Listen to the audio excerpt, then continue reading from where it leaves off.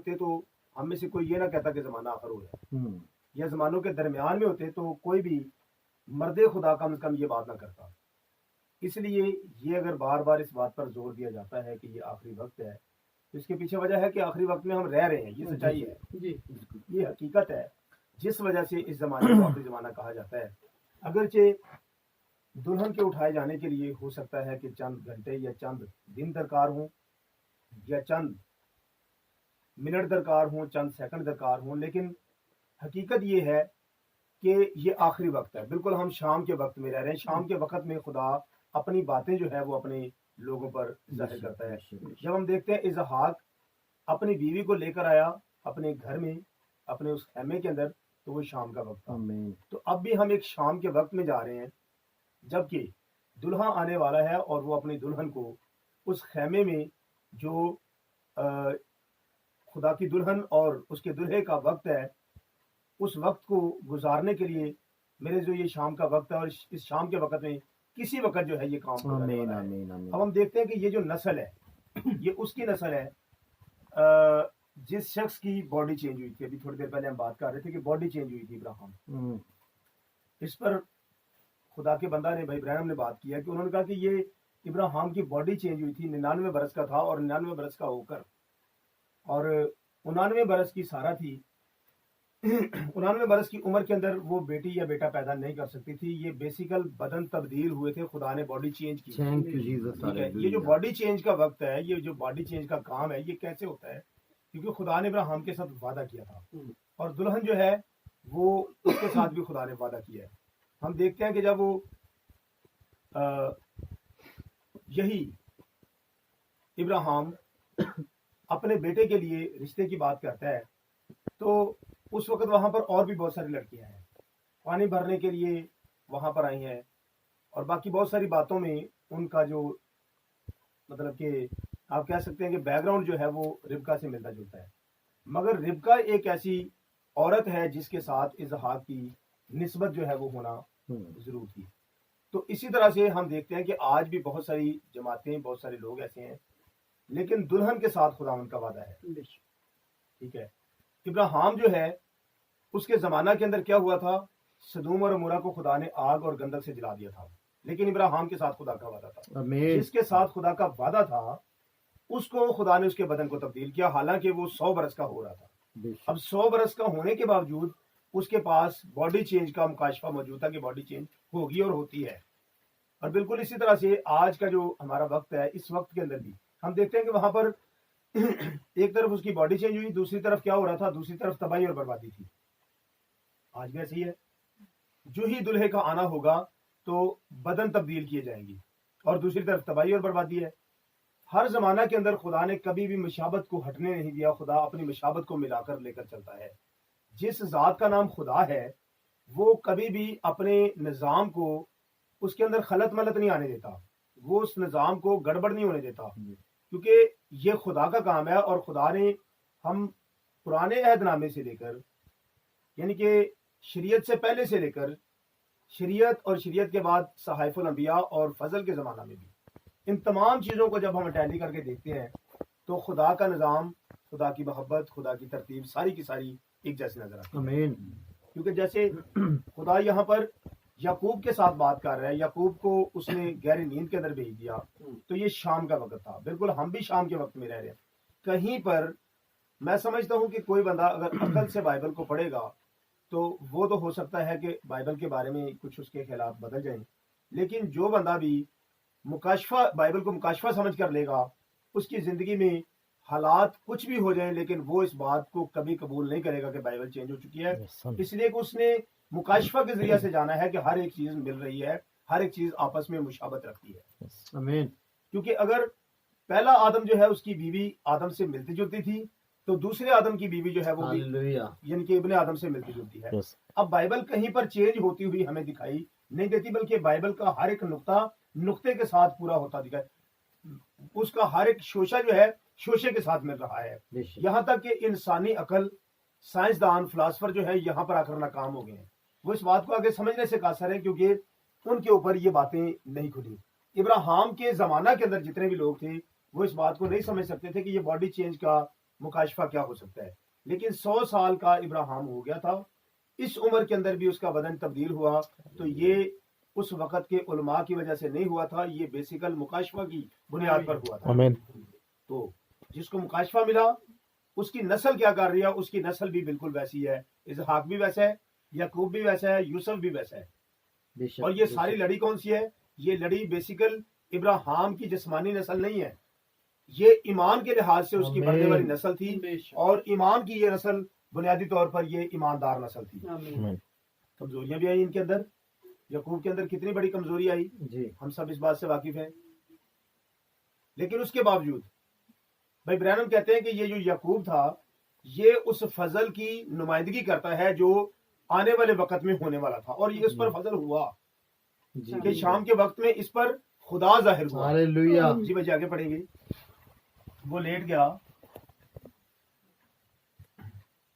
جبر اسی جگہ سونے کو لیٹ گیا جی اور خواب میں کیا دیکھتا ہے کہ ایک سیڑھی زمین پر کھڑی ہے جی اور اس کا سرا آسمان تک پہنچا ہوا ہے, اور خدا کے فرشتے اس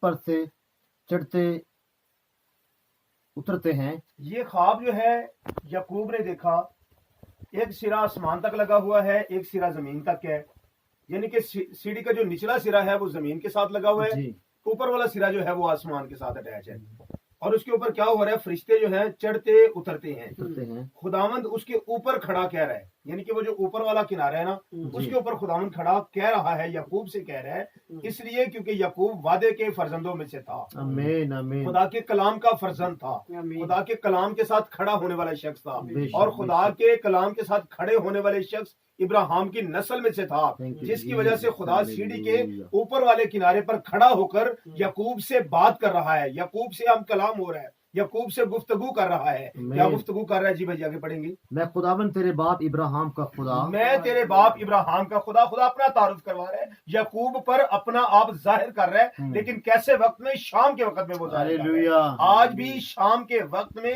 خدا نے اپنا آپ ظاہر کیا ہے.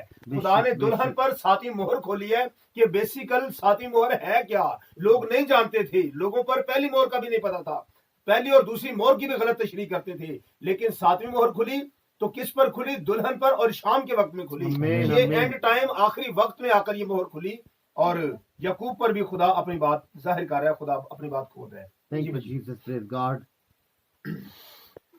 میں تیرے باپ ابراہیم کا خدا اور اسحاق کا خدا ہوں. جی میں یہ زمین جس پر تو لیٹا ہے تجھے اور تیری نسل کو دوں گا. یہ خدا اپنا تعارف کروا کے, دیکھیں خدا اپنا آپ اپنی دلہن پر کھولتا ہے کہ میں کون ہوں.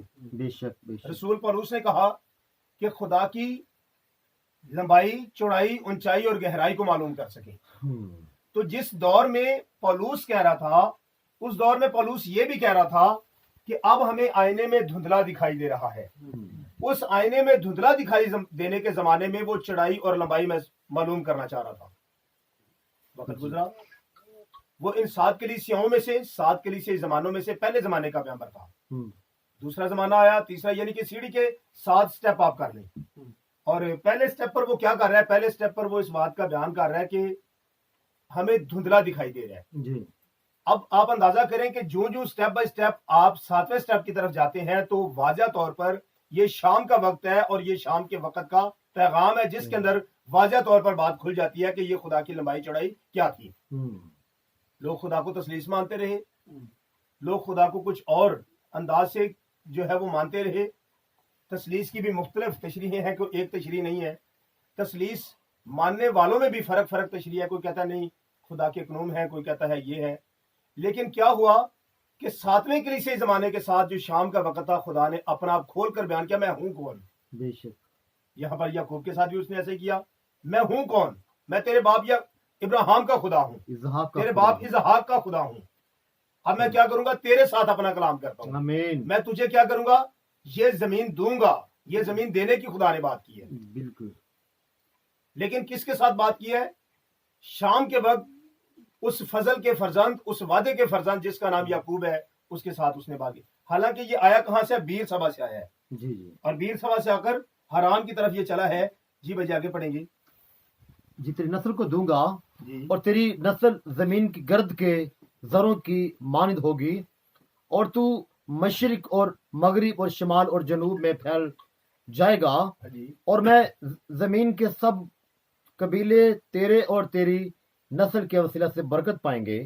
زمین کے سب قبیلے تیرے اور تیری نسل کے وسیلے سے برکت پائیں گے، اس لیے کہ تو کلام کا فرزند ہے. آمین. اگر میرے عزیزو کوئی بھی کلام کا فرزند ہوگا جس کے ساتھ خدا بات کرے، خدا اپنی بات کھولے، خدا ظاہر کرے کہ میں کون ہوں، وہ خواب کے ذریعے سے ظاہر کرے، وہ کلام میں سے ظاہر کرے، وہ نبی کے ذریعے سے ظاہر کرے، تو میرے عزیزو وہ واقعتاً وہ اور اس کی نسل جو ہے خدا وعدہ کرتا ہے کہ میں تیرے اور تیری نسل کے وسیلہ سے سب قوموں کو کیا دوں گا؟ برکت دوں گا. پائیں گے. زمین کے سب قبیلے تیرے اور تیری نسل کے وسیلہ سے برکت پائیں گے. آج میں اس چیز کو تھوڑا سا اور بات کو کرتا چلوں. یہ نہیں کہ تیرے وسیلہ سے برکت پائیں گے اور تیری نسل کے وسیلہ سے ٹھوکر کھائیں گے، تیری بلکہ نسل کیا کے لکھا ہے؟ وسیلہ تیرے وسیلے سے بھی اور تیری نسل کے وسیلے سے بھی برکت پائیں قبیلے گے. برکت پائیں گے. یہ خدا جو ہے جب خدا کام کرتا ہے، دیکھیے خدا نے ابراہیم کی زندگی میں کام کیا، بے شک. خدا نے اپنے بندہ کو برکت دی، اس کے ساتھ بھی خدا نے یہ بات رکھی میں تجھے اور تیری نسل کو برکت دوں گا. جی اسحاق کے ساتھ بھی ایسے ہی کیا، یعقوب کے ساتھ بھی ایسے ہی کیا. اسحاق جب بوڑھا ہو گیا تو اسحاق نے بھی اپنے بیٹے کو برکت دی، یعقوب نے بھی اپنے 12 بیٹوں کو برکت دی. تو یہ کیا ہے؟ یہ برکت خدا کی طرف سے ان کو اختیار اور ان کو اتھارٹی دی گئی ہے. یہ بات انہوں نے خود سنبھالی نہیں ہے، مطلب اپنے ذہن کو مطمئن کر کے اس بات پر کھڑے نہیں ہوئے، بلکہ ان کو دی گئی تھی. اور جن کو دی گئی تھی، ہم ابراہیم کو دیکھتے ہیں، ابراہیم کو دی گئی تو ابراہیم نے اپنے بیٹے کو دی، یس. آمین. بیٹے کو دی تو اس نے آگے اپنی نسل کو دی. پھر خدا نے اس کے ساتھ وعدہ کیا خواب میں، اس نے کہا میں کیا کروں گا؟ مشرق مغرب شمال اور جنوب میں تو پھیل جائے گا، جی زمین کے سب قبیلے تیری نسل کے وسیلہ سے برکت پائیں اور گے. دیکھ میں تیرے ساتھ ہوں. ہاللویا. یعنی کہ برکت کو ٹرانسفر کرنے کے لیے میں تیرے ساتھ ہوں. جی آگے پڑھیں گے بھائی جی. میں تیرے ساتھ ہوں اور ہر جگہ جہاں کہیں تو جائے تیری حفاظت کروں گا اور تجھ کو اس ملک میں پھر لاؤں گا. پھر لاؤں گا اور جو میں نے تجھ سے کہا ہے جب تک اسے پورا نہ کر لو تجھے نہیں چھوڑوں گا. تب یعقوب جاگ اٹھا اور کہنے لگا کہ یقیناً خداوند اس جگہ ہے اور مجھے معلوم نہ تھا. وہ کہتا ہے یقیناً خداوند اس جگہ ہے، کیونکہ خدا اپنی بات کھول رہا ہے، خدا اپنی بات ظاہر کر رہا ہے، لیکن مجھے معلوم نہ تھا کہ خدا یہاں پر موجود ہے، پر خدا موجود تھا. آمین. خدا موجود تھا پر مجھے معلوم نہیں تھا. خدا کے خادم نے بڑی خوبصورت بیان کی. وہ کہتا ہے ایک جگہ سے میں روز گزرا کرتا تھا اور ایک شخص جو ہے وہ دعا کرتا تھا، ایک شخص روتا چلاتا تھا، لیکن ایک دن وہ کہتا ہے خدا نے مجھے کہا کہ تو جا کر اس کے ساتھ بات کر. کہتا ہے میں نے اس کے ساتھ بات کی، میں نے اس کو یسوع مسیح کا تعارف کروایا اور وہ اس بات سے چلا اٹھا. کہتا ہے یہی ہستی تھی جس سے میں ہر روز مانگتا تھا، پر مجھے اس کے بارے میں معلوم نہیں تھا، مجھے اس کا نام کا پتہ نہیں تھا. تو مجھے میرے عزیزو اس کی یہ گواہی سن کر یہ بات یاد آئی کہ کس طرح سے اس شخص کو جس کے پاس فلپس کو بھیجا گیا، وہ شخص حوالہ پڑھ رہا ہے لیکن اسے یہ معلوم نہیں ہے کہ یہ جس کے مار کھانے سے ہم نے شفا پائی ہے، یہ جس کے خون بہانے سے ہم نے شفا پائی ہے، یہ جس کو بھیڑوں کی طرح لے کر جا رہے تھے، یہ بات تو بڑی بابرکت تھی، لیکن اس کا نام کیا تھا؟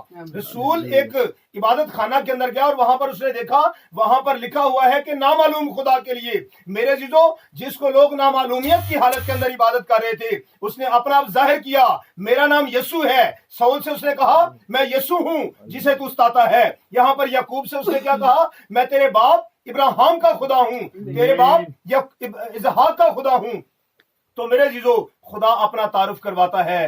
ہمیں اس وقت خدا کے حضور میں اس بات پر شکر گزاری کرنا ہے کہ خدا اپنے وعدہ کے فرزندوں کے ساتھ بات کرتا ہے، اور وعدہ کی جو نسل ہے ان سب کے ساتھ خدا ایک ہی کام کرتا ہے.